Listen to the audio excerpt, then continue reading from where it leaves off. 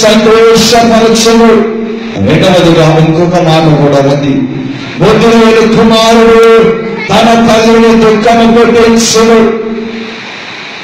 లోకములో ఒక సామెత ఉన్నది, తల్లిదండ్రులను గౌరవించలేని వారు ఎన్నటికీ ఉన్నతమైన స్థితికి రాడు.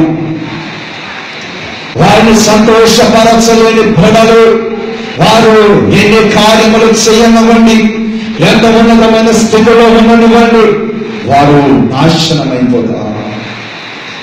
అలాగే పరిశుద్ధ గ్రంథము కూడా మాట్లాడుతున్నది, జ్ఞానము గలవాడు ఆయన సంతోషపరచును.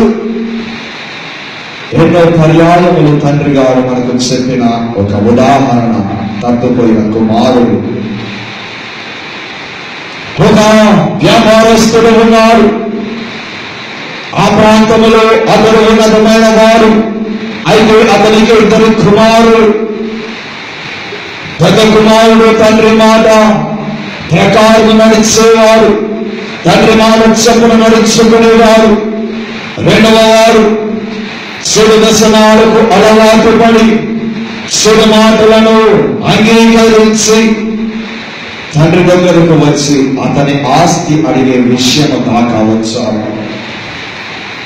కొడుకు మాట కాదనలేక తండ్రి ఇచ్చేస్తారు. అతని ఆస్తి బయటకు వెళ్ళిపోయాడు. తండ్రి అన్నారు, ఆస్తి ఇచ్చేసినాను, ఇక్కడే ఉందయ్యా, నువ్వు బయటకు వెళ్ళవలసిన అవసరం లేదు, నువ్వు నాతోనే ఉండు, కుటుంబంగానే ఉందాము, నీ ఆస్తిని ఓడించుకున్నాడు.